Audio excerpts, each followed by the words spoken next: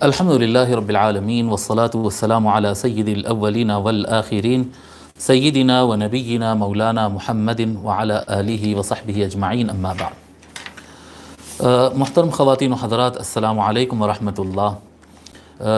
پہلا باب ایمان، اسلام اور احسان کے ہم 14 احادیث شریفہ پڑھ چکے ہیں، اور آج انشاءاللہ تعالی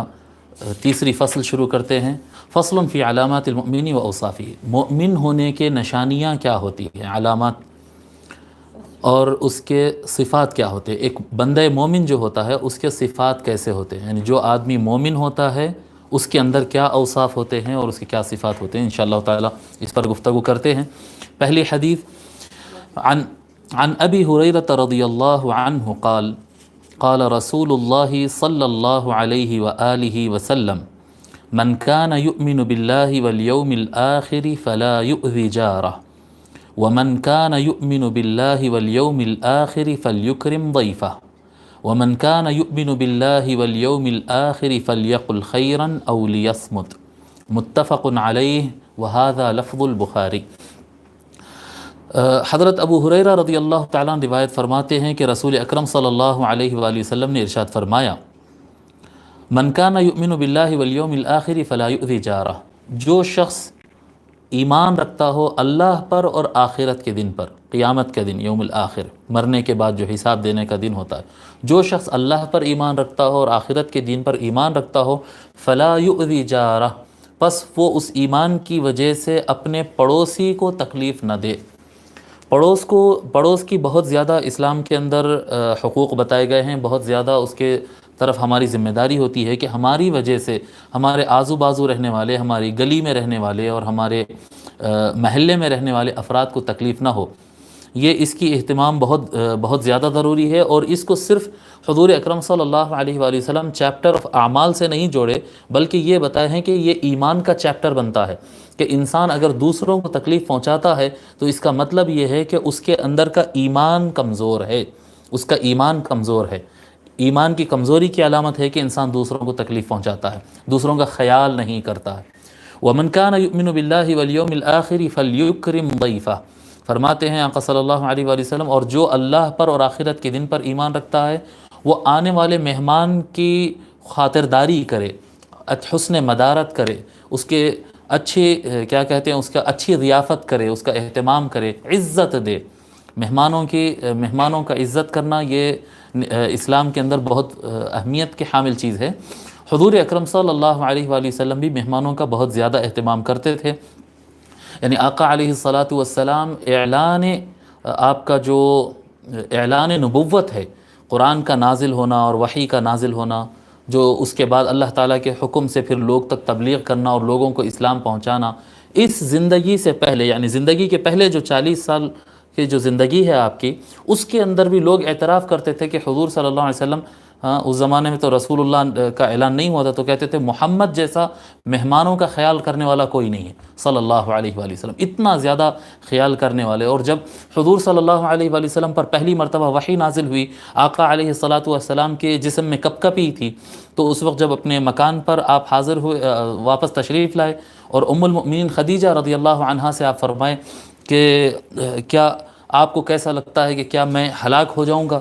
تو ام المؤمنین خدیجہ رضی اللہ تعالی عنہا عرض کرتے ہیں، یار نہیں، آپ کو کچھ نہیں ہوگا۔ تو کئی صفات بیان کرتے ہیں، آپ کو اللہ تعالیٰ تکلیف نہیں دے گا، اللہ تعالیٰ آپ کو ہلاک نہیں کرے گا۔ کیوں نہیں ہلاک کرے گا؟ تو کئی وجوہات اس میں بتاتے، اس میں ایک لفظ آتا ہے وَتُقْرِ الضَّيْفَ، آپ مہمانوں کا خیال کرنے والے ہیں۔ مہمان کو رحمت سمجھنا، مہمان کی خوب عزت کرنا، بھلے وہ اس لیول کی عزت کا وہ اہل نہیں ہوتا ہو، لیکن جب آپ کے پاس مہمان ہیں تو ہمارے پاس مہمان ہے تو ہمیں چاہیے کہ اس کو خوب عزت کرے۔ اور مہمان کی عزت کرنا یہ اس کے لیول کے اعتبار سے نہیں ہوتا، یہ ہمارے ایمان کے لیول کے اعتبار سے ہوتا۔ جتنا ہمارے اندر ایمان کا لیول زیادہ ہوتا ہے اتنا زیادہ ہم مہمان کا اہتمام کرتے ہیں۔ ایران جب وزٹ کیے تھے ہم اہل سنہ والجماعہ کے 10 علماء کی ایک وزٹ ہوئی تھی ایران کی، اس وزٹ کے اندر ہم لوگ ایک شیخ ابراہیم کے مکان گئے تھے۔ شیخ ابراہیم، جہاں تک مجھے نام یاد آ رہا ان کا، پورا مکمل نام تو یاد نہیں ہے۔ اہل سنت والجماعت کے اچھے مضبوط عالم دین ہیں، اور یعنی آپ سمجھتے کہ وہ پارلیمنٹ کے اندر رکن بھی ہے، مجلس شورا کے اندر وہ رکن بھی ہے اہل سنت والجماعت کی طرف سے، اور اہل سنت کے اکثریتی علاقے کے وہ طرف سے نمائندگی کرتے ہیں، اور بڑے دارالعلوم کے صدر بھی ہیں، بانی بھی ہے وہ، ان کے گھر ہم گئے تھے، اور کافی بڑے عالم تھے، کافی بزرگ، میں سمجھتا ہوں ان کی عمر 65-70 سے اوپر تھی ہوگی، بڑے یعنی نحیف البدن تھے، ان سے ہم گئے، ملاقات کیے، اور ماشاءاللہ وہ سب جتنے ہم گئے تھے ہم میں کوئی ان کی عمر کا نہیں تھا، ہم سب کے سب ان سے چھوٹے تھے، لیکن انہوں نے جو اہتمام کیا، سب سے ملاقات کیے، اور کئیوں ہم میں سے اکثر کی جو ہے وہ دست بوسی کر رہے تھے، اور اس کے بعد کھانا وغیرہ سب اپنے ہاتھ سے ڈال کر کھلائے، لیکن اور گھر سے جب ہم باہر نکل رہے تھے، ہم تو بالکل نوجوان تھے، کچھ ہم میں بڑے بھی تھے لیکن اکثریت نوجوانوں کی تھی، جب ہم باہر نکل رہے تھے ہم نے دیکھا کہ ان کے مکان کے باہر ہمارے جوتیاں وہ سیدھے کر کے رکھے ہوئے تھے، ہم تعجب میں رہ گئے کہ یہ کیسا ہو سکتا، اور ہم ان سے معافی چاہنے لگے کہ بھئی آپ ایسا کیسے کریے آپ، تو وہ کہنے لگے کہ نہیں نہیں آپ مہمان ہیں، اور مہمان کا اکرام کرنے کا حکم اللہ کے رسول نے دیا۔ تو یہ مسئلہ یہ نہیں ہے کہ سامنے والا کتنا ہے، کہ اس کی عمر چھوٹی ہے بڑی ہے، عہدے میں کم ہے زیادہ ہے، قریب کا رشتہ دار ہے یا دور کا ہے، جتنا اندر ایمانی قوت زیادہ ہوگی اتنا آنے والے کو انسان عزت دیتا ہے، اور عزت دینے سے کسی دینے والی کی عزت کم نہیں ہوتی ہے، یہ ایمان کی علامت ہے۔ فرماتے آقا صلی اللہ علیہ وسلم کہ اگر اللہ اور ایمان، جس شخص کے پاس اللہ اور آخرت کا ایمان ہو وہ اپنے مہمان کی عزت کرے۔ وَمَنْ كَانَ يُؤْمِنُ بِاللَّهِ وَالْيَوْمِ الْآخِرِ فَلْيَقُلْ خَيْرًا أَوْ لِيَصْمُتْ۔ فرماتے ہیں اور جو کوئی اللہ پر اور آخرت پر ایمان رکھتا ہو، ایسا شخص بولے تو اچھی بات بولے یا پھر اپنی زبان کو بند رکھے، بولے تو اچھی بات بولے یا اپنی زبان بند رکھے۔ اچھی بات کا لفظ ہے یہاں پر، سچی بات کا لفظ نہیں ہے یہاں پر۔ بہت سارے لوگ کو ایسا خیال ہوتا ہے کہ بھئی میں تھوڑا کڑوا دکھا تو کیا ہوتا، میں غلط بول رہا ہوں کیا، میں غلط بول رہا ہوں۔ عام طور پر یہ فیملی میٹرز میں ہم زیادہ دیکھتے ہیں، یہ ساس بہو کی لڑائی اور ننند اور بھاوج کے جو لڑائیاں ہوتے ہیں، اور رشتہ داروں میں لڑائیاں ہوتے ہیں، ایون عموماً سبھی کے ساتھ ہوتا ہے۔ تو یہ جو اختلافات ہوتے ہیں اس کے اندر ہم دیکھتے ہیں، یعنی ہر فریق کا یہ دعویٰ رہتا ہے کہ ہم صحیح بول رہے ہیں، مگر یہ نہیں غور کر رہے ہیں کہ آپ کے صحیح بولنے سے فائدہ ہوگا یا صحیح بولنے سے نقصان ہوگا۔ ہم اپنے بزرگان دین کو دیکھے ہیں کہ خطبہ نکاح میں اکثر پڑھتے ہیں یا ایھا الذین آمنوا اتقوا اللہ وقولوا قولا سدیدا، یہ آیت پڑھتے ہیں۔ اللہ تبارک و تعالیٰ فرماتا ہے اے لوگو، اے ایمان والو، اللہ تعالیٰ سے ڈرو اور وہ صحیح بات کہو، سچی بات کہو کا لفظ نہیں ہے وہاں پر، قولا سدیدا یعنی سچ بھی ہو، سدید ایسے قول کو کہتے ہیں جو سچ بھی ہو اور جس کے بولنے سے کام بن جاتا ہو، یہ سدید ہوتا ہے۔ قولا صادقہ کا لفظ نہیں ہے، قولا سدیدا، ایسی بات کہو، اللہ سے ڈرو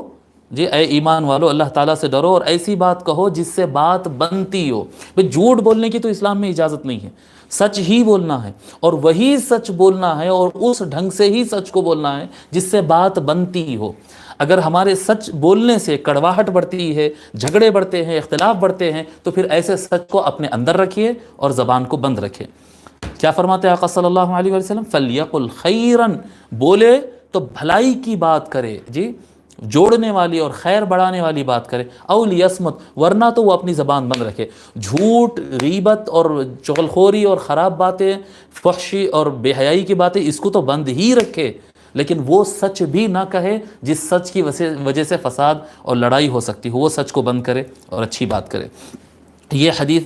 متفق علیہ بخاری اور مسلم کی حدیث ہے، اور یہاں پر جو الفاظ منقول ہے یہ بخاری شریف کے الفاظ ہے۔